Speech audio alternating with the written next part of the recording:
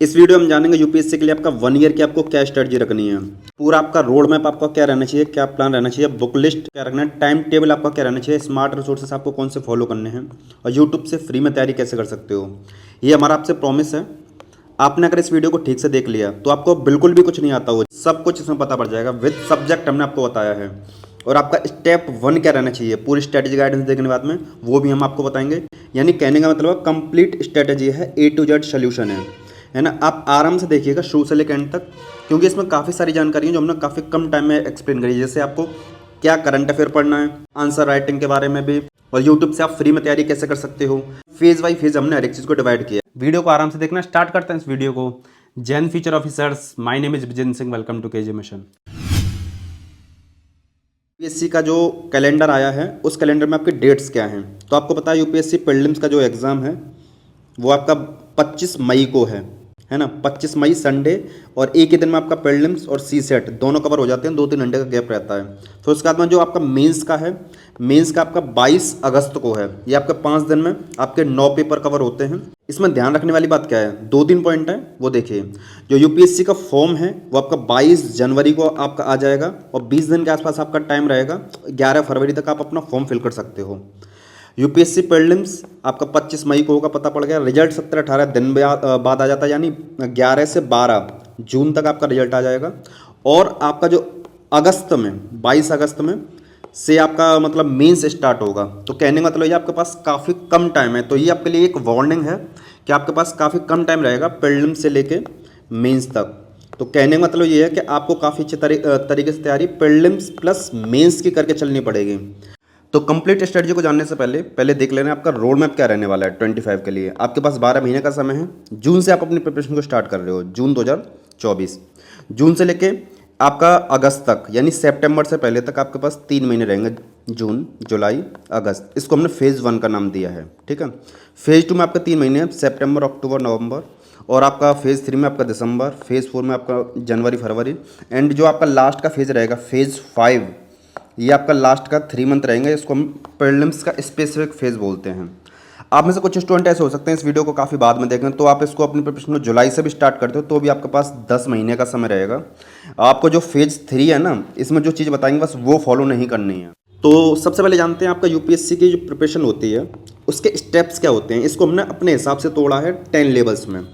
तो सबसे पहले आपको अपना 0 लेवल प्रिपेयर करना होता है, जिसमें आपका सिलेबस और PYQs, इसको आपको ध्यान में रखते हुए अपनी पूरी प्रिपरेशन करनी होती है। दूसरा लेवल आपका NCERT बुक्स पे रहता है, जिसमें आपको 4 सब्जेक्ट कवर करते हो, हिस्ट्री, ज्योग्राफी, इकोनॉमी, पॉलिटी। फिर आप स्टैंडर्ड बुक्स की तरफ जाते हो या कोचिंग नोट्स की तरफ जाते हो। हमने या बोला है, दोनों में से कोई भी एक चीज़ पढ़नी होगी। चौथा लेवल आपका रहेगा करंट अफेयर, 5वां ऑप्शनल, 6वां आपका आंसर राइटिंग, फिर टेस्ट सीरीज, सी सेट प्रिपरेशन, प्रीलिम्स का फेज़, फिर आपका मेंस का फेज़। एक चीज़ और, अब मेंस के कुछ सब्जेक्ट रह जाते हैं, आप बीच बीच में जब भी टाइम मिलता है उनको पढ़ सकते हो। लेकिन आप बोलोगे प्रीलिम्स का सब्जेक्ट कौन से हैं, मेंस का सब्जेक्ट कौन से हैं, प्रीलिम्स में क्या डिफरेंस है, मेंस में क्या डिफरेंस है, तो एक एक करके देखते हैं। हम आपको बोलेंगे आप कॉपी पेन ले लीजिए और हर एक चीज़ को लिखते जरूर रहिए। प्रीलिम्स मेंस में अगर आपको डिफरेंस बताएं तो कंसेप्चुअल जानकारी बहुत कम रहती है, लेकिन जो सिलेबस होता है बहुत फैला हुआ आता है, वाइड ऑफ सिलेबस होता है, लेकिन कंसेप्ट्स बहुत ज़्यादा डेप्थ में नहीं पूछता है, फैक्ट ज़्यादा पूछता है। ये हमने कंपेयर करके बताया मेंस के हिसाब से। लेकिन मेंस में कंसेप्ट ज़्यादा पूछता है, फैक्ट कम पूछता है। तो कहने का मतलब है आपको प्रीलिम्स और मेंस की तैयारी एक साथ लेके चलनी है ना। तो यहाँ पे कंसेप्ट कम है, यहाँ पे कंसेप्ट ज़्यादा है, यहाँ पे फैक्ट ज़्यादा है, यहाँ पे फैक्ट कम है। तो कहने का मतलब है जब आप प्रीलिम्स और मेंस की तैयारी करके चलोगे एक साथ, तो आपको कंसेप्ट भी अच्छे से पढ़ के चलने पड़ेंगे और फैक्ट भी अच्छे से पढ़ के चलने पड़ेंगे। जब आपका प्रीलिम्स का पेपर आएगा तब आपको फैक्ट की तरफ ज़्यादा ध्यान देना है, जब आपका मेंस का पेपर आएगा तब आपको कंसेप्ट की तरफ ज़्यादा ध्यान देना है। यही डिफरेंस है आपके प्रीलिम्स के और मेंस के प्रिपरेशन में। 400 मार्क्स का ये आपका गेम है प्रीलिम्स का, ये आपका 1750 मार्क्स का गेम है। इसमें आपका GS के 6 सब्जेक्ट रहते हैं विद करंट अफेयर।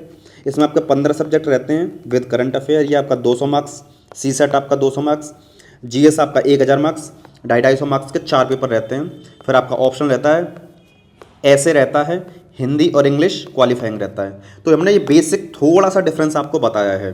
आपने जो भी स्पेंड 2025-26 के लिए किसी कोचिंग को ज्वाइन करना चाहते हो तो ये आपके लिए काफ़ी अच्छा मौका है, क्योंकि PWD सेलिब्रेट कर रहा है अपने 4 साल दमदार। इसमें क्या है, अपने ऑनलाइन कोर्सेज पर ये अप टू 60% तक डिस्काउंट दे रहे हैं। और आपको पता होगा इनके फाउंडेशन बैचेस जो आपके संकल्प, प्रहार और टाइटन, ये आपके 8,500 से लेके 11,000 तक हैं। प्राइस देख सकते हो अकॉर्डिंगली। इनके ऑप्शनल कोर्सेज हैं, इसमें आपको ये सारे ऑप्शन मिल जाएंगे जो भी आपको स्क्रीन पर दिखाई दे रहे हैं। और आपको अगर ऑप्शनल प्लस जीएस इन दोनों को कॉम्बो चाहिए तो कॉम्बो बैचेस भी ले सकते हो। ये भी इनके प्राइसेस हैं, अकॉर्डिंगली आप देख सकते हो। 27 वाले एस्पिरेंट्स के लिए एक इनका बैच है प्रारंभ बैच। ये आपको यूपीएससी की प्रिपरेशन के साथ में इंडस्ट्री के लिए भी आपको रेडी करता है। इसमें आपके A to Z यूपीएससी की प्रिपरेशन हो जाएगी।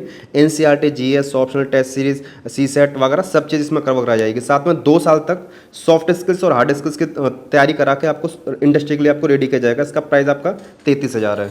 साथ में इनका जो एक न्यू बैच लॉन्च हुआ है, इसमें क्या है, यूपीएससी प्रिपरेशन के साथ में आपको बीए की डिग्री मिल रही है मंगलायतन यूनिवर्सिटी से। इसका प्राइस आपका करीब 67,000। आपने अगर हाल फिलहाल में ही 12th किया है तो आप इसकी तरफ देख सकते हो, तो आपको दोनों चीजें एक साथ हो जाएंगी। और एक्स्ट्रा डिस्काउंट पाने के लिए आप हमारे चैनल का कोड KGM इस्तेमाल कर लेना, कैपिटल में KGM, आपको मैक्सिमम डिस्काउंट मिलेगा। डिस्क्रिप्शन में लिंक प्रोवाइड कर दिए हैं, आप इन सब की जानकारी वहां से डिटेल में ले सकते हो। चलिए बढ़ते हैं वीडियो में आगे।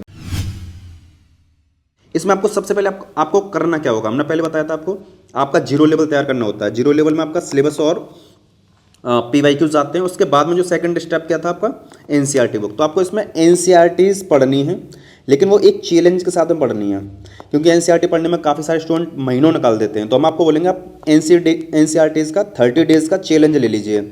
आप बोलोगे ये 30 डे चैलेंज क्या है, तो इसके लिए हमने एक प्रॉपर वीडियो बना रखी है। आप यूट्यूब पर सर्च करोगे NCERT 30 डे चैलेंज, तो आपको एक वीडियो निकल के आएगी और उसका लिंक हम डिस्क्रिप्शन में डाल देंगे, है ना, आप घबराइए मत।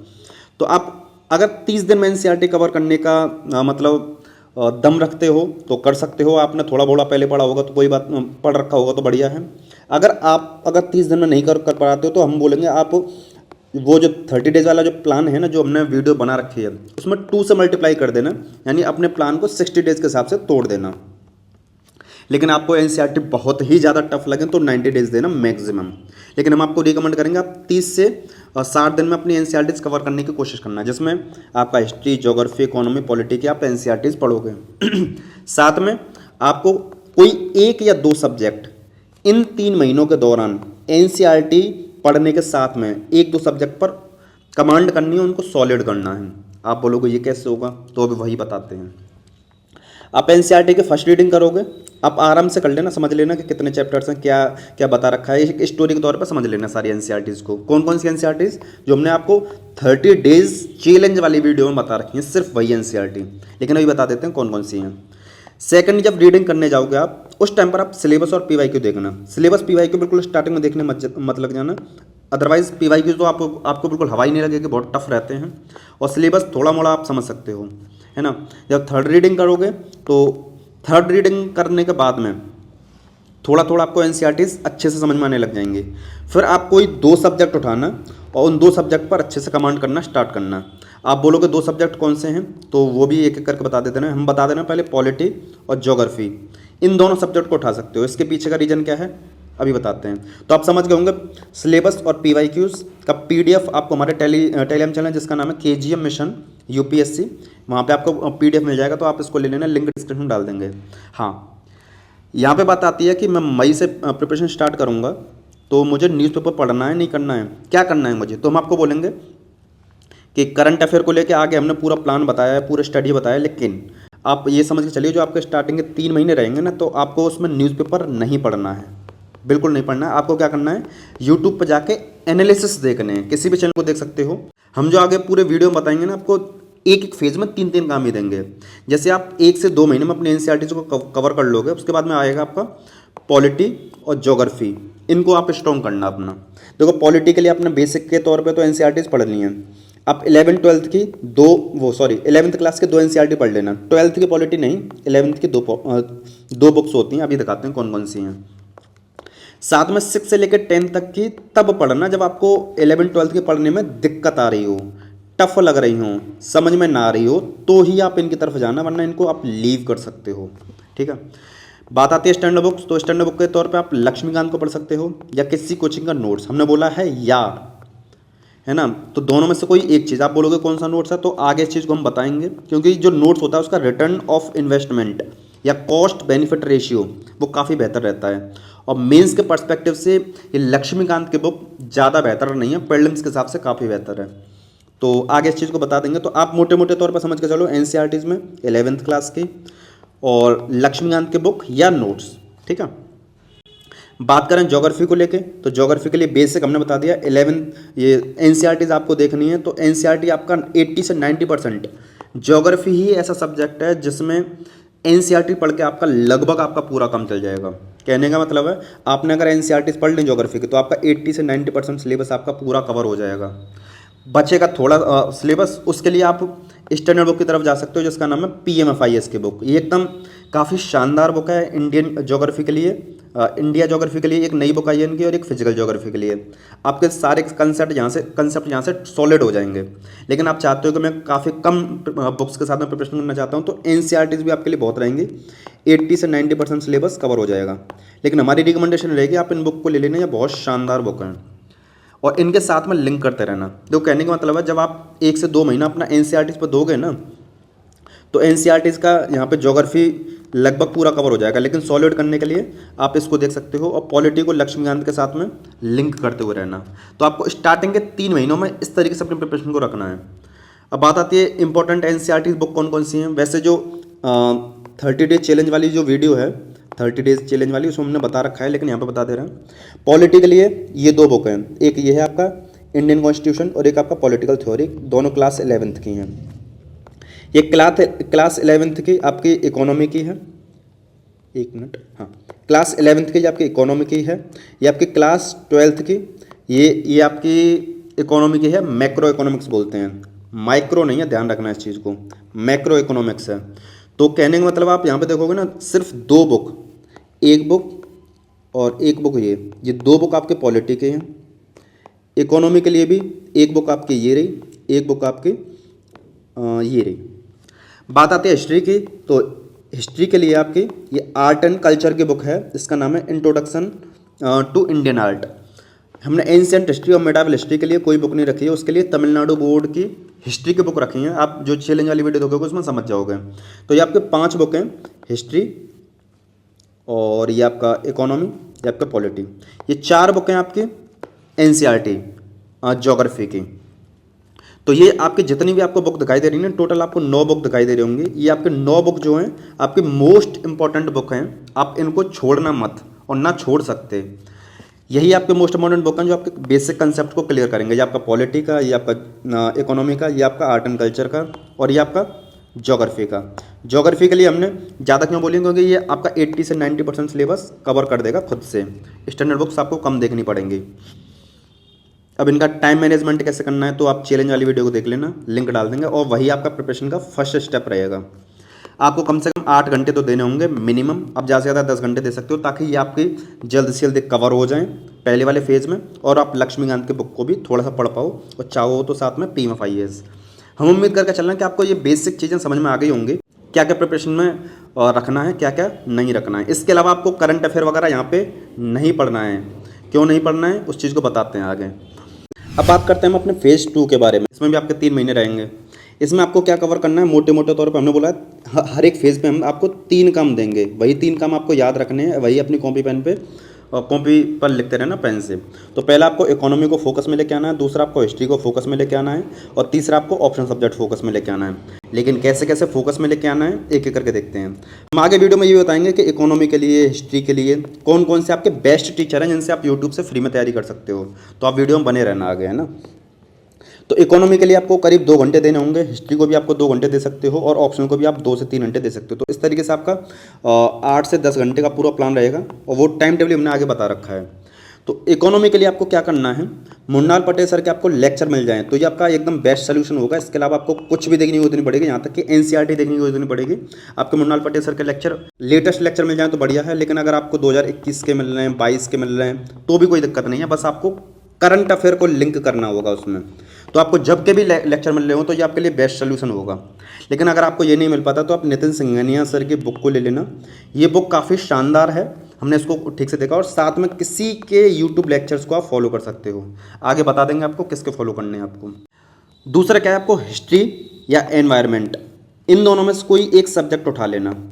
आप बोलोगे कि आप हिस्ट्री क्यों बोल रहे हैं, क्योंकि आपके हिस्ट्री, ज्योग्राफी, इकोनॉमी, पॉलिटी, ये 4 सब्जेक्ट हो जाएंगे तो आपको थोड़ा सा कॉन्फिडेंस होगा। लेकिन आप बोलोगे कि नहीं मैं हिस्ट्री थोड़ा सा बाद में पढ़ूंगा, मैं पहले एनवायरनमेंट पढ़ ले रहा हूँ। एनवायरनमेंट पढ़ने के पीछे रीज़न क्या है, क्योंकि आपने लास्ट फेज में ज्योग्राफी को पढ़ा है, लास्ट वाले फेज में आपने यहाँ ज्योग्राफी को पढ़ा है, तो आपकी लिंकिंग काफ़ी अच्छी हो जाएगी। तो आप चाहो तो एनवायरनमेंट को पढ़ सकते हो, लेकिन एनवायरनमेंट को पढ़ने के लिए सिर्फ एक बुक का ही इस्तेमाल करना, उसका नाम है PMFIS की बुक, और साथ में ज्योग्राफी का रिवीजन कर लेना। हमने लिख रखा है यहाँ पे ज्योग्राफी का रिवीजन। शंकर IAS की बुक आती है, आप उसको आपके पास हो तो पढ़ लेना, अदरवाइज इसको छोड़ देना, इससे बेहतर ये बुक है। अब लेकिन आप बोलोगे कि नहीं मैं एनवायरनमेंट को नहीं हिस्ट्री को पढ़ना चाहता हूँ, तो आप हिस्ट्री को पढ़ लीजिए। हिस्ट्री में आप मॉडर्न हिस्ट्री को पढ़ना, उसको उसके लिए आप स्पेक्ट्रम के बुक को देख लेना। कौन सी हिस्ट्री है? मॉडर्न हिस्ट्री, आप इसको देख लेना। और स्पेक्ट्रम की बुक या कोचिंग का नोट्स, आगे बताते हैं कौन सा। तो लेकिन आप बोलोगे कि आपने सर मॉडर्न हिस्ट्री बोला है, एंशिएंट हिस्ट्री, मेडाइवल हिस्ट्री और कल्चर क्यों नहीं बोला? क्यों? क्योंकि ये आपका NCERT में ऑलरेडी कवर हो गया, आपको सिर्फ यहाँ पे उसका रिवीजन करना है। और ऑप्शन सब्जेक्ट, जो भी आपने ऑप्शन सब्जेक्ट चूज़ किया हो, तो आप उसको अगस्त से स्टार्ट कर देना प्रिपरेशन, या आपने चूज़ नहीं किया तो तब तक चूज़ कर लो कौन सा आपका ऑप्शन बढ़िया है, तो आप तब से अपनी प्रिपरेशन को स्टार्ट कर देना और अच्छे से पढ़ते हुए चलना। 5 महीने में आपका ऑप्शन कवर हो जाएगा। इकोनॉमी को लेकर मुझे कौन सा रिसोर्सेज फॉलो करना चाहिए, तो क्योंकि इसमें रिसोर्सेज मार्केट में काफ़ी ज़्यादा हैं। एक आपका रमेश सिंह सर की बुक आती है, एक आपका संजीव वर्मा सर की बुक आती है, नितिन सिंघानिया सर की बुक आती है, विवेक सिंह सर की बुक आती है, मुन्नाल पटेल सर के नोट्स आते हैं, और किसी कोचिंग का बढ़िया नोट्स भी आता है। आपको इसमें से क्या फॉलो करना चाहिए? देखो, ये रमेश सिंह की बुक काफ़ी बल्कि है, आप इसको छोड़ सकते हो। संजीव वर्मा की बुक काफ़ी हल्की है, आप इसको छोड़ सकते हो, इसमें काफ़ी कम पेज हैं। आप बोलोगे बल्कि हल्की, हाँ, लेकिन पहले काफ़ी बेहतर रहती थी। अभी जो मार्केट में बढ़िया बुक है ना, वो ये है नितिन सिंघानिया। हमने इसको पर्सनली देखा है, बुक आपके कलर्ड है, इसमें आपके PYQ भी दे रखे हैं। ऑलरेडी हमने एक वीडियो बना रखी है, इसमें ये जितनी सारी इकोनॉमी के बुक्स हैं सबको हमने कंपेयर कर रखा है। आप यूट्यूब पर सर्च कर लेना, best economy book KGM mission, आपको वीडियो मिल जाएगी। तो कहने का मतलब है नितिन सिंघानिया की बुक काफ़ी शानदार है। आप चाहो तो विवेक सिंह सर की बुक भी ले सकते हो, ये भी आपकी सिंपल बुक है, इसमें भी आपको सिंपली समझ में आ जाएगा। लेकिन आपके पास अगर मुन्नाल पटेल सर के लेक्चर हैं, हाँ, क्या बोल रहे हैं हम, लेक्चर हैं, तो ही उनके नोट्स लेना। अगर आपके पास लेक्चर हैं तो ही उनके नोट्स लेना, क्योंकि उसमें काफ़ी सारी चीज़ें नोट्स में ऐसी हैं जो सिर्फ लेक्चर से ही समझ में आएंगी। तो आपको नोट्स तभी लेने हैं जब आपके पास लेक्चर हों, और अगर आपने ये ले लिया तो ये एकदम 1 पॉइंट सोल्यूशन होगा, इसके अलावा आपको कुछ नहीं देखने की जरूरत पड़ेगी।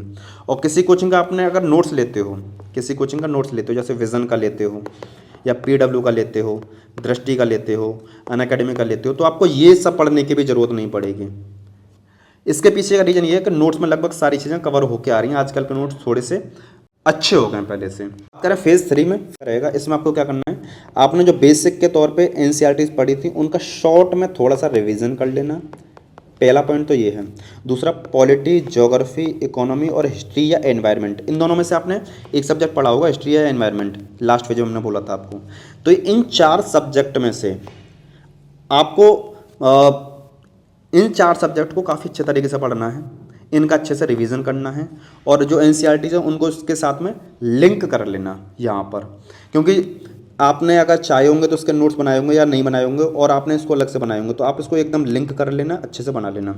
और जो एक सब्जेक्ट यहाँ पे छूटा होगा, आपका हिस्ट्री छूटा हो या एनवायरनमेंट छूटा हो, उसको भी यहाँ पे कंप्लीट कर लेना, जो बचा हुआ सब्जेक्ट हो। तो नवंबर दिसंबर में आपको कुछ नहीं करना है, NCERT, पॉलिटी, ज्योग्राफी, हिस्ट्री, ये आपने जो पढ़ा है उसका रिवीजन करना है। साथ में यहाँ से आपको आंसर राइटिंग स्टार्ट करनी है। आंसर राइटिंग के बारे में आगे हम पूरा और डिटेल में बताएंगे, पूरी स्ट्रेटजी है। यहाँ पर शॉर्ट बता दे रहे हैं कि आपको नवंबर दिसंबर से आप इसको स्टार्ट कर लेना। 2-3 महीने तक आप आंसर राइटिंग अच्छे से कर सकते हो, दबा के कर सकते हो, ज़्यादा से ज़्यादा 4 महीने कर सकते हो।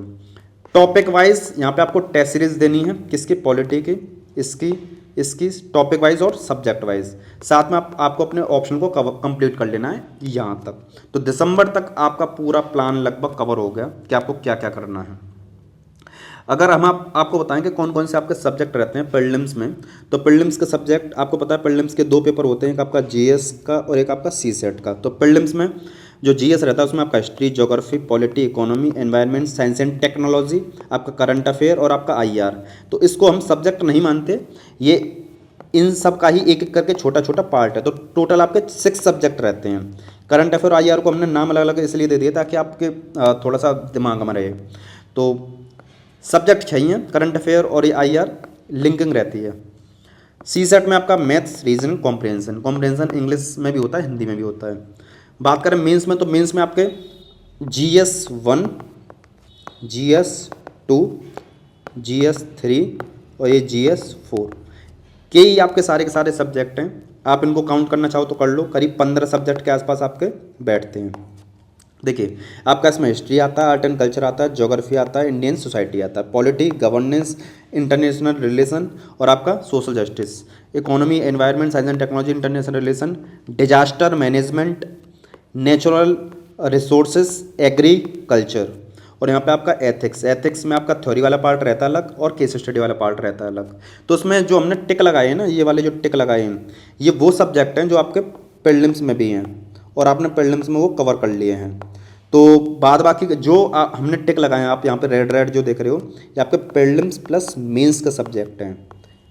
तो बाद बाकी के जो जो बचेंगे ना, ये सॉरी, एक ये आपका Indian society, social justice, internal security, disaster management और यहाँ पे एग्रीकल्चर। हालांकि एग्रीकल्चर थोड़ा सा प्रीलिम्स में भी आता है। और आपका ये एथिक्स जिसको हमने कट किया है, ये आपके मेंस के सब्जेक्ट हैं, ये जिनको हम हाईलाइट कर रहे हैं। ठीक है, तो आप समझ गए होंगे प्रीलिम्स और मेंस के सब्जेक्ट में क्या डिफरेंस होता है और कितने कितने सब्जेक्ट रहते हैं। बात करें फेज़ 4 के बारे में, तो फेज़ 4 आपका जनवरी फरवरी का रहेगा 2025 का। इसमें आपको क्या करना है, जो भी आपने पढ़ा है history, geography, economy, polity, environment, उसको एक बार अच्छे से रिवीजन और करना है। साथ में अपने शॉर्ट नोट्स और बना लेना, क्योंकि जब हम अच्छे से पढ़ते हैं ना पहले, तो उसमें हमारे नोट्स जो रहते हैं वो लॉन्ग रहते हैं। लेकिन जनवरी फरवरी आपको वो महीना मिलेगा कि आप यहाँ से सेकंड रिवीजन करने जा रहे हो अपना। कौन सा रिवीजन? सेकंड रिवीजन करने जा रहे हो और आपने नोट्स को शॉर्ट बना लेना, इसी को ध्यान रखना। और साथ में आपको CSET की प्रिपरेशन स्टार्ट कर देनी है, क्योंकि जनवरी से लेकर मई तक आपके पास करीब 5 महीने रहेंगे। तो डेली आप 1 से 1.5 घंटा पढ़ते हुए चलोगे तो आपका कवर हो जाएगा। लेकिन आपको सिर्फ इंपॉर्टेंट टॉपिक्स ही पढ़ रहे हैं, चाहे आपके मैथ्स के हों चाहे आपके रीजनिंग को हो। कॉम्प्रिहेंशन में तो टॉपिक होते नहीं, उसमें प्रैक्टिस होता है। तो मैथ्स रीजनिंग के हम बोलेंगे आपको 6-7 टॉपिक इसके कवर कर लेना, 6-7 टॉपिक इसके कवर कर लेना, इतना ही आपके लिए बहुत रहेगा।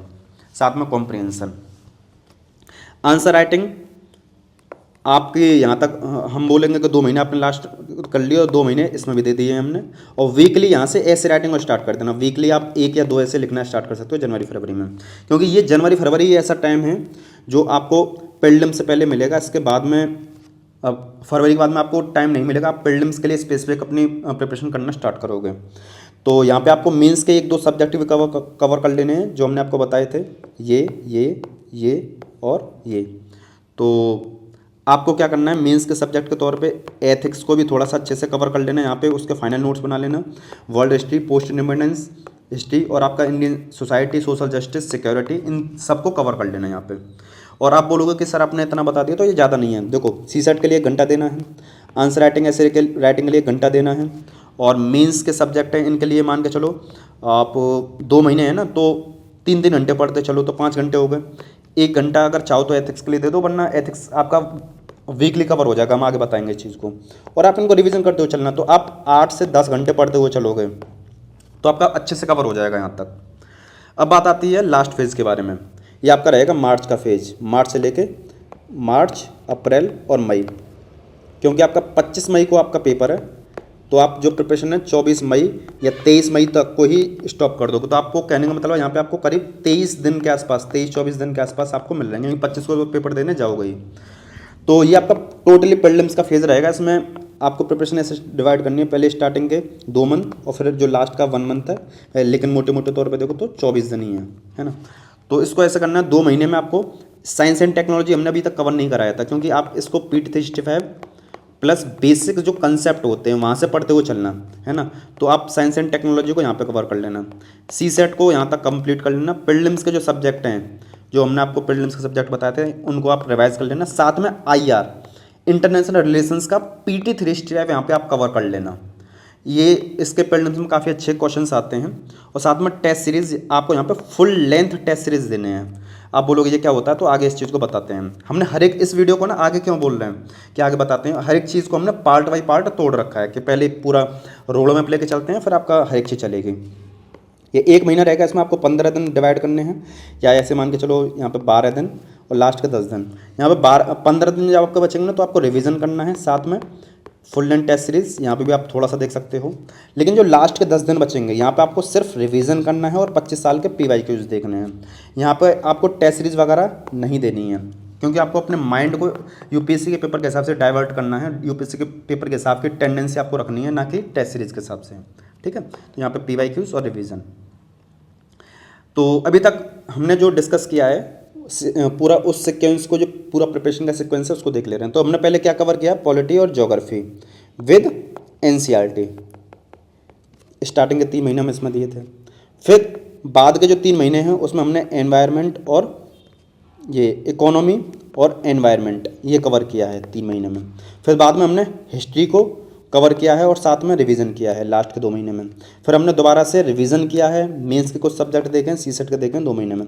और लास्ट के 3 महीनों में जो आपका प्रीलिम्स का फेज है इसमें तो रिवीजन और टेस्ट, यही आपका पूरा का पूरा सीक्वेंस रहा है।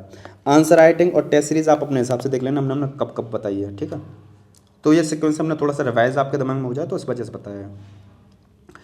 अब बात कर ले रहे हैं आपको कौन कौन सी बुक लिस्ट आपको फॉलो करनी है। हालांकि बुक लिस्ट को लेके हम एक वीडियो और बनाएंगे जिसमें हम डिटेल में और बताएंगे, लेकिन यहाँ पे क्योंकि आपको इस वीडियो में ये तो समझ में आए ना कि आखिर मुझे पढ़ना क्या है, वो आपको पता रहना चाहिए। तो बुक लिस्ट को लेके हमने एक प्लेलिस्ट भी बना रखी है। हमने हर एक सब्जेक्ट वाइज सब्जेक्ट तोड़ रखा है कि हिस्ट्री के लिए आपकी ये वाली बुक टोटल कितनी बुक आती हैं, उनमें से कौन सी बढ़िया है, ज्योग्राफी के लिए कौन सी बढ़िया है, इकोनॉमी के लिए कौन सी बढ़िया है ना, और पॉलिटी के लिए कौन सी बढ़िया है। तो आप उस प्लेलिस्ट को भी देख सकते हो, लिंक डाल देंगे डिस्क्रिप्शन में। तो पॉलिटी के लिए आपकी जो शानदार बुक रहती है वो आपकी लक्ष्मीकांत की रहती है। ज्योग्राफी के लिए आपकी PMFIS की बुक 2 बुक रहती है, हमने आपको बता दिया है, और साथ में एटलस। इकोनॉमी के लिए आपका नितिन सिंघानिया, हिस्ट्री के लिए आपका स्पेक्ट्रम, एनवायरनमेंट के लिए आपका PMFIS, एथिक्स के लिए आपका एक बुक आती है आपके डी कोड एथिक्स की। एथिक्स के लिए एक बुक आती है डी कोड एथिक्स की, मुदित जैन सर की, मुदित जैन सर की आती है बुक। आप इसको देख सकते हो, या सुमित रेवरी सर की बुक को देख सकते हो, या PW की बुक को देख सकते हो, क्योंकि सुमित रेवरी सर की जो बुक है वही एग्जैक्ट बुक आपका PW ने यही इसकी है। तो आप इस वाली बुक में से या इन दोनों बुक में से कोई एक बुक ले लेना, सिर्फ एक बुक। साथ में एक PYQ की बुक ले लेना, या तो दिशा पब्लिकेशन के मुन्नाल पटेल सर की आती है, या जागृति अवस्थी की आती है, उसका भी हमने रिव्यू कर रखा है। तो आप जिसको भी देखना चाहो देख लो, लेकिन हमारी तरफ से यहाँ दिशा की ठीक है बुक, कोई दिक्कत नहीं है। और क्या नाम है आपका, जागृति अवस्थी वाली बुक भी बढ़िया, लेकिन उसमें 1-2 फीचर एक्स्ट्रा है, तो आप उसको देख लेना। अब बात आती है जो अदर बुक्स हैं, कि आपको ये देखनी चाहिए। ये तो वो बुक हैं जो आपकी इंपॉर्टेंट हैं, इंपॉर्टेंट नहीं बोलेंगे हम इनको, बोलेंगे मोस्ट इंपॉर्टेंट। लेकिन एक इसमें कमी है, वो कमी कौन सी है आगे बताते हैं उस चीज़ को। तो मोस्ट इंपॉर्टेंट तो ये है, अगर आप लेना चाहो तो इनकी तरफ जा सकते हो। इन बुक्स की तरफ आपको नहीं जाना है।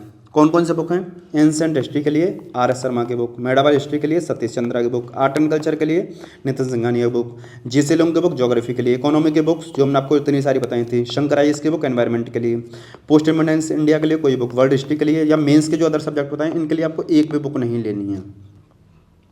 ऐसा इसका रीज़न है क्यों, देखो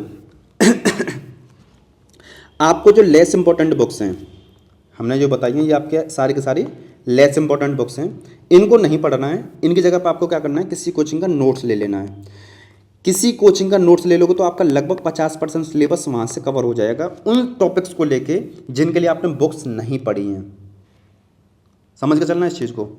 आपने नोट्स किस किस चीज़ के लिए लेने हैं, आप हिस्ट्री के लिए नोट्स ले सकते हो, है ना, इंडियन सोसाइटी के लिए नोट्स लेने ही हैं, गवर्नेंस के लिए लेने हैं, इंटरनेशनल रिलेशन के लिए लेने हैं, सोशल जस्टिस के लिए लेने हैं, और आपका ये साइंस एंड टेक्नोलॉजी के लिए लेना है, क्योंकि इसके लिए कोई शानदार बुक नहीं है। इंटरनल सिक्योरिटी के लिए आपको लेने हैं, और disaster management, natural resources, agriculture, और आपको एथिक्स के लिए मत लेना है। एथिक्स के लिए तो बुक ठीक है। तो जिन पर हमने टिक लगाए हैं, है ना, कितने सब्जेक्ट हो गए, 3 और 3 6 और 3 9, ये 9 सब्जेक्ट हो गए। तो इन 9 सब्जेक्ट के लिए आपको कोचिंग का नोट्स लेना ही पड़ेगा, क्योंकि वहीं से आप इनको अच्छे से कवर कर सकते हो। 1 मिनट, हाँ, तो वहीं से कवर कर सकते हो। लेकिन हमने आपको बताया था ये वाली बुक्स आपके मोस्ट इंपॉर्टेंट हैं, सारी की सारी आप इनको ले लेना। लेकिन आप अगर किसी नोट्स को कंप्लीटली देखना चाहते हो, यानी आपने कंप्लीट सेट लिया है, पूरा का पूरा आपको उसमें नोट्स मिला है, जैसे उसमें आपको हिस्ट्री की बुक भी मिली है, ज्योग्राफी की मिली है, इकोनॉमी की मिली है, पॉलिटी की भी मिली है, एनवायरनमेंट की मिली है, तो आप जो मोस्ट इंपॉर्टेंट बुक्स हैं ना, आप उनको भी रिप्लेस कर सकते हो कोचिंग के नोट्स द्वारा। कहने का मतलब है अगर आपने किसी कोचिंग का पूरा सेट लिया है, चाहे वो विज़न हो, वाजीराम हो, दृष्टि हो, तो आप इन बुक्स को भी छोड़ सकते हो, आप इन बुक्स को भी मत लेना। ऐसा क्यों बोल रहे हैं हम, अभी बताते हैं। जो आपके बेस्ट नोट्स है मार्केट में कौन कौन से हैं, विज़न आईएएस का है, पीडब्ल्यूडी आईएएस का है, दृष्टि का है, नेक्स्ट आईएएस का है, और आपका अनअकैडमी का भी थोड़ा बहुत ठीक है नोट्स हमने देखा है, और आपका और भी काफ़ी सारी कोचिंग्स हैं उनका नोट्स हैं। लेकिन इनमें से जो बेटर लगा है ना मैं, वो आपका विज़न आईएएस का नोट्स लगा है, और एक और जो नोट्स लगा है बेहतर वो लगा है ये पीडब्ल्यू का संपूर्ण नोट्स। लेकिन अभी ये बंद हो चुका है। ये इसका क्या है, इसमें कंटेंट टू द पॉइंट था लेकिन कुछ मिस्टेक्स भी थी, लेकिन अभी ये क्या नोट्स बंद हो गया है। इसका सेकंड वर्जन आ रहा है, तो आप उसके लिए वेट कर सकते हो। वेट फॉर कुछ मतलब कुछ हफ्ते लग सकते हैं, तो वेट फॉर सेकंड वर्जन, कुछ 1-2 सप्ताह या महीना लग सकता है। जब भी आएगा इसका हम डिटेल में रिव्यू करेंगे। तो हम आपको बोलेंगे अगर आपको नोट्स खरीदना है तो आप विज़न या पीडब्ल्यू इन दोनों में से ही लेना। बाद बाकी के जो नोट्स हैं ये अच्छे हैं, लेकिन हमें जो तलाश रहती है अच्छे की नहीं रहती, हमें रहती है अच्छे से भी अच्छा। यानी एक होता है गुड, एक होता है बेटर, और एक होता है बेस्ट। तो हमारी जो तलाश रहती है बेस्ट की तरफ रहती है, लेकिन बेस्ट कुछ होता नहीं है तो बेटर की तरफ जा सकते हैं। तो विज़न या पीडब्ल्यू इन दोनों में से आप किसी एक की तरफ जा सकते हो। पीडब्ल्यू का जो नेक्स्ट नोट्स है जब आएगा उसका रिव्यू हम कर देंगे, लेकिन विज़न का भी काफ़ी शानदार है, तो आप इन दोनों में से किसी एक की तरफ जा सकते हो। अगर आपने विज़न आईएएस का या पीडब्ल्यू आईएएस का पूरा कंप्लीट सेट लिया है, कहने का मतलब क्या है, आपने पूरा कंप्लीट सेट लिया है, तो आप history, geography, economy, polity, environment की जो बुक्स हमने आपको ये जो बताई हैं, आप इनको भी छोड़ सकते हो। कहने का मतलब है आप कोचिंग नोट्स पढ़ लो, इनको पढ़ने की ज़रूरत नहीं पड़ेगी, और ये तो लेनी ही नहीं है। ठीक है, तो कोचिंग नोट्स आपका बेहतर रहेगा विज़न या पीडब्ल्यू आईएएस दोनों में से कोई भी एक। ये हम हिंदी मीडियम के लिए भी आपका विज़न आईएएस का बता रहे हैं, हिंदी मीडियम के लिए दृष्टि से बेहतर है विज़न का। एक चीज़ आपको ध्यान रखनी है, पॉलिटी के लिए लक्ष्मीकांत आप छोड़ सकते हो, ये इकोनॉमी के लिए नीति संघानी छोड़ सकते हो, स्पेक्ट्रम छोड़ सकते हो इसके लिए, और इसको छोड़ सकते हो आप, इसको छोड़ सकते हो, इसको छोड़ सकते हो, जो हमने आपको इंपॉर्टेंट बुक बताई हैं। अगर आप हमारी तरफ से बुक लेना चाहते हो तो ज्योग्राफी की बुक है पीएमएफआईएस की, एनवायरनमेंट की बुक है पीएमएफआईएस की। ये बहुत सॉलिड बुक हैं, इनका तोड़ कहीं नहीं है, इनका कोई कंपैरिजन नहीं है, किसी कोचिंग का नोट्स भी इनके बराबर बेहतर नहीं है। तो आप अगर लेना चाहो तो ज्योग्राफी के लिए पीएमएफआईएस की बुक और एनवायरनमेंट के लिए पीएमएफआईएस की बुक को इनको ले सकते हो, एकदम बेस्ट कंटेंट है इसमें। और आपको ये ना लग रहा हो कि हम बार बार क्यों बोल रहे हैं, ये कोई स्पॉन्सर्ड या प्रमोशनल नहीं है यहाँ पर कंटेंट। आपको लेना हो तो ले लेना, नहीं लेना हो तो आप कभी दुकान पर जाना, शॉप पर जाना, एक शॉर्ट रिव्यू देख लेना, या आपने रिव्यू किया उसमें देख लेना, आपको क्वालिटी अलग ही दिखाई देगी इन दोनों सब्जेक्ट की। तो कंपैरिजन नहीं है, बेस्ट है, इस वजह से हमने आपको रिकमेंड कर दिया है। और बाद बाकी के जितने अदर सब्जेक्ट हैं कोचिंग नोट से रिप्लेस कर सकते हैं, कोई दिक्कत नहीं है। फुल वीडियो जल्दी आने वाली है बुक लिस्ट को लेकर, तो आप घबराइए मत। कहने का मतलब है आपको मिनिमम बुक रिसोर्सेज फॉलो करने हैं। आप चाहो तो जो स्टैंडर्ड बुक्स हैं उनके साथ में कुछ नोट्स ले लेना जो मेंस वाले हैं, या सिर्फ नोट्स ले लेना। ठीक है, तो ये पूरा का पूरा बुक लिस्ट को लेके हो गया। अब बात करते हैं करंट अफेयर की, आपको क्या स्ट्रेटेजी फॉलो करनी है। तो करंट अफेयर के लिए सबसे पहला जो आपका डाउट आता है कि मुझे कितना करंट अफेयर पढ़ना है या मुझे कितने महीने का पढ़ना है, हाउ मच या हाउ मैनी। तो कहने का मतलब है जब आप किसी कोचिंग का ही पढ़ोगे, हाँ कोचिंग का ही है न्यूज़पेपर के साथ में, अगर आप 2 साल का करंट अफेयर पढ़ते हो तो आपका करीब 90 से 95% तक जो सिलेबस होता है लगभग कवर हो जाता है। अगर आप 1.5 ईयर का करंट अफेयर पढ़ते हो तो आपका करीब 90% के आसपास आपका सिलेबस कवर हो जाता है। लेकिन आप सिर्फ 1 ईयर का करंट अफेयर पढ़ते हो तो आपका 85 से लेकर 90% तक सिलेबस का आपका कवर हो जाता है।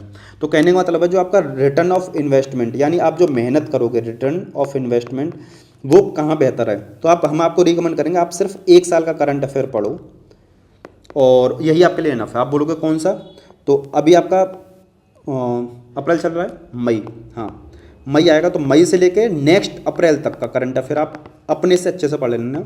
ये आपके 12 महीने का करंट अफेयर रहेगा, इसमें मैगजीन्स वगैरह पढ़ते रहना और न्यूज़पेपर, इतना आपके लिए इनफ रहेगा। लेकिन बात ये आती है कि मैं करंट अफेयर कब से स्टार्ट करूँ, मेरी प्रिपरेशन तो मई से स्टार्ट होगी, तो क्या मैं स्टार्टिंग से ही करंट अफेयर पढ़ना स्टार्ट कर दूँ। तो हम बोलेंगे नहीं, आपको स्टार्टिंग में 3 महीने या 2 महीने, 2 से 3 महीने आपको यूट्यूब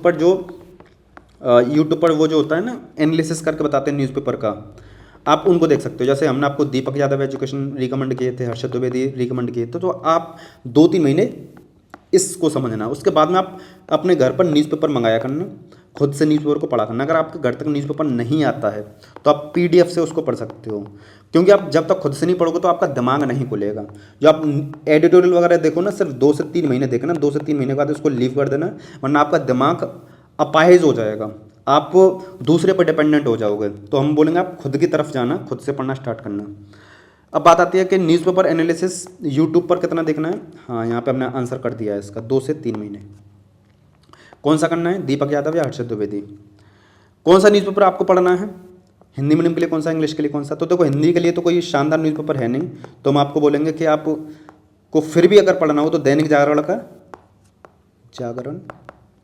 का राष्ट्रीय संस्करण आता है, संस्करण, तो आप इसका ये देखना चाहो तो देख सकते हो।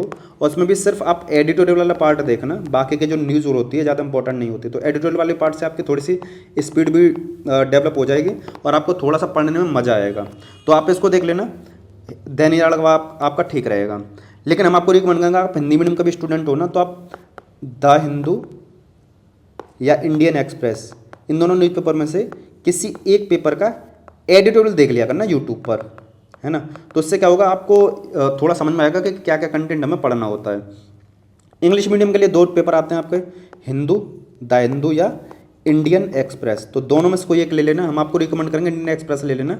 इसकी लैंग्वेज थोड़ी सी सिंपल रहती है, वोकैब ज़्यादा टफ नहीं रहता है, तो आप आराम से इसको समझ सकते हो। लेकिन आपकी इंग्लिश काफ़ी शानदार, काफ़ी बढ़िया, तो आप द हिंदू की तरफ जा सकते हो। हिंदी मीडियम वालों भी इंडियन एक्सप्रेस का एडिटोरियल यूट्यूब पे आप देख सकते हो। बात आती है मैगजीन कौन सी फॉलो करनी है मुझे, तो हिंदी मीडियम के लिए और इंग्लिश मीडियम के लिए लगभग जो मैगजीन है सेम है। तो मैं आपको रिकमेंड करूँगा विजन आईएएस की मैगजीन को पढ़ लेना। हालांकि बाद बाकी की जितनी है, जैसे वाजीराम की हुई, इनसाइट्स की हुई, है ना, जीएस स्कोर की हुई, या फोरम आईएएस की हुई, या अदर जो हुई दृष्टि की हुई, ये बाकी, या पीडब्ल्यूएस की हुई, ये मैगजीन भी काफ़ी शानदार हैं, वही बढ़िया। लेकिन हमारी जो तलाश रहती है बेटर की तरफ रहती है। तो बेटर कौन सी आपकी, विजन आईएएस की है ना। तो आप विजन आईएएस के मैगजीन की तरफ जा सकते हो। अब एक चीज़ आएगी कि पीटी थ्रिशय पढ़ूँ मैं या मैगजीन पढ़ के चलूँ, मैं लास्ट में आके पीटी थ्रिशय पढ़ के ये काम नहीं चला लूँ अपना, तो हम बोलेंगे नहीं, आप पर वहाँ पर लोड आ जाएगा। ये पता है मजबूरी वाला हिसाब है कि आपने पहले से पढ़ा नहीं है, आपकी मजबूरी है पढ़ना करंट अफेयर, तो ही पढ़ना।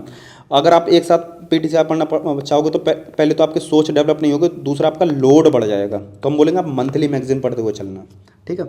अब टाइम मैनेजमेंट कैसे करना है आपको करंट अफेयर के लिए, करंट अफेयर सीए यानी करंट अफेयर, आपको डेली 2 घंटे का स्लॉट आपको देना ही देना है करंट अफेयर के लिए। 2 घंटा या 1.5 घंटा, इतना आपको करंट अफेयर के लिए डेली देना है। आपको उसमें क्या है, न्यूज़पेपर और मैगजीन ये पढ़ते हुए चलना है। न्यूज़पेपर में आपको एडिटोरियल वाले पार्ट में कभी 10 मिनट लग सकते हैं, 20 लग सकते हैं, कभी 30 मिनट लग सकते हैं। यानी कहने का मतलब है 20 से 30 मिनट आपको एडिटोरियल को देने हैं और 20-30 मिनट ही आपको न्यूज़ को देने हैं। यानी न्यूज़पेपर कभी आपका 30 मिनट में खत्म हो सकता है और कभी आपका 1 घंटा भी ले जाए और कभी कभी हो सकता है 1.25 घंटा ले जाए। लेकिन हाँ, एवरेज जो घंटा है, एवरेज जो टाइम है वो 1 घंटा ही रहेगा, ठीक है। तो आप न्यूज़पेपर को 1 घंटा दे दो, 1 घंटा अपनी मैगजीन को दे लो। 1 घंटे या आधा घंटे में आपका इसको कवर कर सकते हो। तो डेली आपको 3 पेज पढ़ने हैं, क्योंकि मैगजीन में आपके 90 से 100 पेज आते हैं जो आपके काम का कंटेंट रहता है, क्योंकि इसमें काफ़ी सारे ऐड वगैरह भी रहते हैं। तो आप समझ के चलो कि आपको 90 पेजेस पढ़ने हैं। तो डेली आप 3 पढ़ोगे तो 1 महीने में आपके मल्टीप्लाई कर देना 19 निकल के आएगा। तो आप 3 से 4 पेज मैगजीन का पढ़ लेना है, आधा 1 घंटा इसमें दे लो, आधा 1 घंटा इसमें दे लो। इस तरीके से 1 से 2 घंटे का स्लॉट अपना करंट अफेयर का बना के चलना। इसको लीव मत करना, वरना पूरा लोड बढ़ जाएगा। अब लास्टली बात करते हैं, लास्टली तो नहीं है, इससे बाद में भी स्ट्रेटजी है। हाँ, आंसर राइटिंग आपको स्ट्रेटजी क्या रखनी है, कब से स्टार्ट करना है, तो हमने आपको बता दिया। जो आपका सेकंड फेज़ है, उसके बाद में आपका जब थर्ड फेज़ आएगा, थर्ड फेज़ के बाद में आपको आंसर राइटिंग स्टार्ट करनी है, क्योंकि तब तक आपने जो आपका फर्स्ट फेज़ होगा, फर्स्ट फेज़ में आपका पॉलिटी और ज्योग्राफी हो गया है। सेकंड फेज़ में आपका इकोनॉमी और एनवायरनमेंट या हिस्ट्री ये कवर हो गया है। और थर्ड फेज़ में आप रिवीजन करने के लिए जा रहे हो। तो जब आप रिवीजन करने जा रहे हो, आंसर राइटिंग में यहीं पर करना है आपको, और यहीं पे आपको टेस्ट रिसॉल्व करनी है। क्योंकि कुछ ना कुछ तो आपके खोपड़ी में कुछ ना कुछ तो कंटेंट रहे ना, कुछ ना कुछ आपके दिमाग में कंटेंट रहे। आप सोचोगे कि मैं आप यूपीएससी प्रिपरेशन आज से स्टार्ट करूँ, आज से आंसर राइटिंग, आपको कुछ डायमेंशन ही पता है कि हम जब आंसर को लिखते हैं तो किस तरीके से लिखते हैं। तो वो सारी चीज़ें आपको बाद में पता पड़ेंगी जब आप कंटेंट को पढ़ने लग जाओगे। तो कहने का मतलब है, हमने आपको बता दिया था ये आपको थर्ड फेज से स्टार्ट करना है, ठीक है। थर्ड फेज से आप अपनी आंसर राइटिंग को स्टार्ट कर सकते हो। स्टार्ट कैसे करना है, आप टॉपर्स की कॉपी को एनालिसिस करना स्टार्ट करना कि टॉपर्स किस तरीके से आंसर करते हैं। हम अपने जो आप रिसेंट में वीडियोस देखोगे ना हमारे चैनल पर, तो जो टॉपर्स हैं रैंक 1 रैंक 2 या हिंदी मीडियम के टॉपर हैं उनकी कॉपी को हम एनालिसिस करते हैं। तो आप उस कॉपी को भी देख सकते हो, वहाँ पे पूरी प्लेलिस्ट का लिंक भी डिस्क्रिप्शन में मिल जाएगा, जब आप सर्च कर लेना। तो उन टॉपर्स की कॉपी को एनालिसिस देखो, उसको डाउनलोड करो, उससे अपने उनसे ये समझने की कोशिश करो कि टॉपर आंसर कैसे लिखते हैं, ठीक है। और इन कॉपी को आप हमारे टेलीग्राम चैनल से या हमारे एप्लीकेशन से जिसका नाम है KGM मिशन, वहाँ से फ्री में डाउनलोड कर सकते हो। और टेलीग्राम चैनल से जिसका नाम है KGM मिशन UPSC, आप वहाँ से फ्री में डाउनलोड कर सकते हो उनको, ठीक है। अब बात आती है कि हाउ मनी क्वेश्चंस डेली, कितने क्वेश्चंस आपको करने हैं। तो आप 2 क्वेश्चन से स्टार्टिंग कर सकते हो, फिर आप धीमे धीमे 3 की तरफ जाना, फिर डेली 5 क्वेश्चन, फिर डेली 10 क्वेश्चन लिखना स्टार्ट करना। 10 क्वेश्चन लिखने में आपको करीब करीब 1.5 घंटे के आसपास आपको टाइम देना होगा। तो टोटल कितने क्वेश्चन लिखने हैं ये आपके ऊपर है। आपको कम से कम 2 महीने मिनिमम आंसर राइटिंग करनी है। आप डेली 5 कर रहे हो तो आप लगा के चलो 60 डेज इंटू 5, यानी कहने का मतलब है कि टोटल जितने क्वेश्चन है ना, आपको मिनिमम 200 क्वेश्चन तो करने ही करने हैं, ज़्यादा से ज़्यादा 300 400 इतने क्वेश्चन कर लोगे तो और बढ़िया रहेगा। कुछ क्वेश्चंस आपको फुल लेंथ के तौर पे देना है, जैसे GS 1 का पेपर आता है, GS 2 का पेपर आता है, GS 3 का पेपर आता है। कुछ फुल लेंथ टेस्ट भी दे लेना आंसर राइटिंग के, ठीक है। कितने महीने के लिए हमने आपको बता दिया, मिनिमम 2 महीने या 3 भी जा सकते हो या 4 भी जा सकते हो। और जब तीसरा चौथा महीना चल रहा हो, आपको ऐसे की जो राइटिंग है, ऐसे राइटिंग है, तभी से प्रैक्टिस करना है, क्योंकि पहले दूसरे महीने में तो आप आंसर राइटिंग ही ठीक से नहीं कर पाओगे, तो आपका दिमाग खुला ही नहीं होगा। तो तीसरे चौथे महीने से ही आप आंसर राइटिंग को स्टार्ट करना, वो ऐसे राइटिंग को स्टार्ट करना तीसरे चौथे महीने से। अगर बताएं तो ऐसे राइटिंग के लिए आपका जो टाइम दिया है हमने जनवरी से दिया है, ठीक है। स्लॉट में आप देखोगे समझ में आ जाएगा।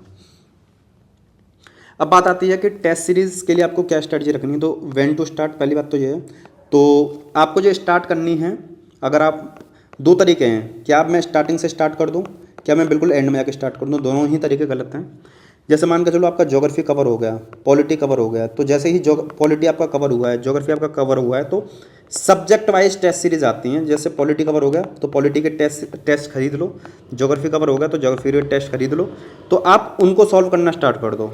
बिल्कुल एंड में प्रैक्टिस के तौर पे फुल लेंथ टेस्ट देना और स्टार्टिंग में सब्जेक्टिव टेस्ट देना, ठीक है। आप समझ गए होंगे आपको करना क्या है। तो हाउ मच टेस्ट सीरीज, कितनी टेस्ट सीरीज करनी है, तो हमने आपको बता दिया सब्जेक्ट वाइज। तो आपके कितने सब्जेक्ट हैं, 6 सब्जेक्ट हैं, कम से कम 2 टेस्ट भी दोगे तो 12 टेस्ट हो गए। अगर आप 3 टेस्ट दोगे तो 18 टेस्ट हो गए सब्जेक्ट वाइज।